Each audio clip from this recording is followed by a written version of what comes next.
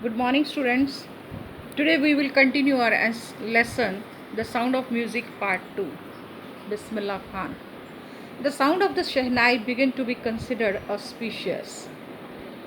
शहनाई का जो आवाज़ थी वो ऐसी शुरू हुई, इतनी लोगों को लुभाने लगी कि वो बाद में उनको लगा कि वो उनके जीवन में खुशी लाएगी। एंड फॉर दिस रीज़न, और इसी कारण से it still played in the temples, ये आज भी मंदिरों में बजाई जाती है and is an indispensable component, और ये बिना किसी मेहनत के किए हुए एक जो है ऑर्केस्ट्रा का हिस्सा बन गया है of any north Indian wedding. कोई भी भारतीय उत्तरी भारत में शादी होती है तो उसके शादी का एक हिस्सा बन गया है वाद्य यंत्रों में।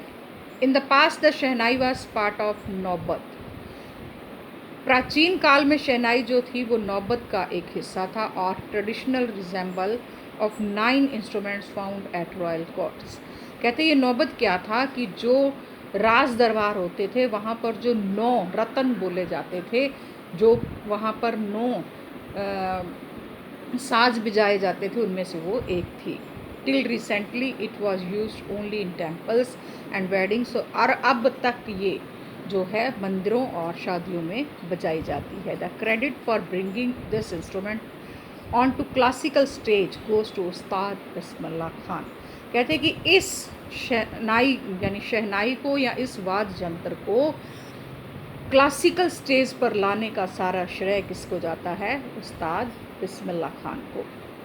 एज ए 5-year-old, 5 साल की उम्र में Bismillah Khan played gilli danda near a pond in the ancient estate of Dumraon in Bihar. कहते 5 साल की उम्र में बिस्मिल्लाह खान जो थे वो अपने एक तालाब के पास गुल्ली डंडा खेलते थे, जो कि दुमराव में, बिहार में पुराना एक दुमराव शहर था।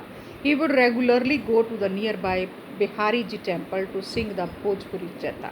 कहते वो लगातार, मतलब हर रोज़ वो जब वहाँ पर जाते थे तो पास का एक मंदिर था बिहारी जी का, जहाँ पर वो भोजपुरी चैता गाते थे। At the end of which he would earn a big laddu weighing 1.25 kg। कहते कि उसको जब वहाँ पर वो रोज़ भोजपुरी चैता गाते थे तो रिवार्ड के रूप में या इनाम के रूप में रोज़ एक लड्डू मिलता था, जो कि भार में 1.25 किलो का होता था। ए प्राइज़ गिवन बाय लोकल महाराजा, जो वहाँ के लोकल महाराजा उनको एक तोहफे के रूप में देते थे। दिस हैपन्ड 80 years ago, ये 80 साल पहले हुआ। And the little boy has travelled for the earn the highest civilian award in India, the Bharat Ratna. कहते 80 साल पहले ये होता था, और बाद में ये लड़का जब बड़ा हुआ तो वो उसने भारत के सबसे सम्मानजनक अवार्ड को हासिल किया, जिसका नाम है Bharat Ratna. Born on 21st March 1916, Bismillah belong to a well known family of musician from Bihar. कहते बिहार से एक संगीतकार परिवार से, बहुत अच्छी तरह पहचान रखने वाले संगीतकार परिवार में उनका जन्म 21 मार्च 1916 को हुआ। His grandfather Rasool Bakhsh Khan was the shehnai nawaz of the Bhojpur king's court. Bhojpur का जो राजा था, उनके राज दरबार में उसके दादाजी, जिनका नाम रसूल बख्श खान था, वहाँ पर शहनाई नवाज थे। His father Paigambar Bakhsh and other paternal ancestors were also great shehnai player. उसके पिताजी और बाकी जो उसके पूर्वज चाचा ताया जो थे वो भी सारे शहनाई वादक थे। The young boy late took to music early in life. कहते इस छोटे बच्चे ने जल्दी ही अपने जीवन में संगीत को अपना लिया। At the age of 3 when his mother took him to the maternal uncle's house. 3 साल की उम्र में जब उसकी माँ, उसको मैटरनल अंकल होते हैं मामा, जब मामा के घर लेके गई इन बनारस में, जो कि अब वाराणसी के नाम से जाना जाता है, Bismillah was fascinated watching his uncle practice the shehnai. तो बिस्मिल्लाह खान ने जब अपने मामा को शहनाई बजाते हुए सुना तो बहुत प्रभावित हुए। सून बिस्मिल्लाह स्टार्टेड अकम्पनिंग हिज अंकल। जल्दी ही बिस्मिल्लाह खान ने अपने मामा के साथ शहनाई बजानी शुरू कर दी।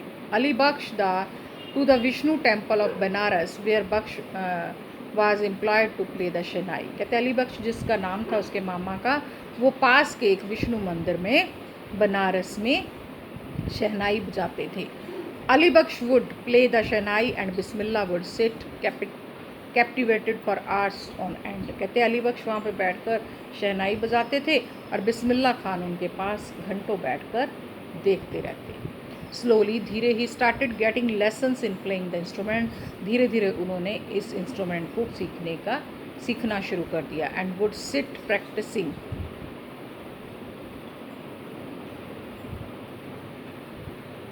थ्रू आउट द डे, और पूरा दिन जो है वो इसका अभ्यास करते। For years to come the temple of Balaji and Mangal Malya and the banks of Ganga became the young appearance favourite haunts when he would practise in solitude.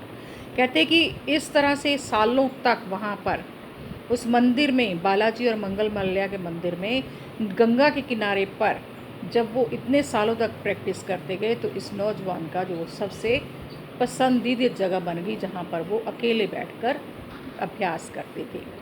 The flowing waters of Ganga inspired him to improvise and invent rags that were earlier considered to be beyond the range of the shehnai.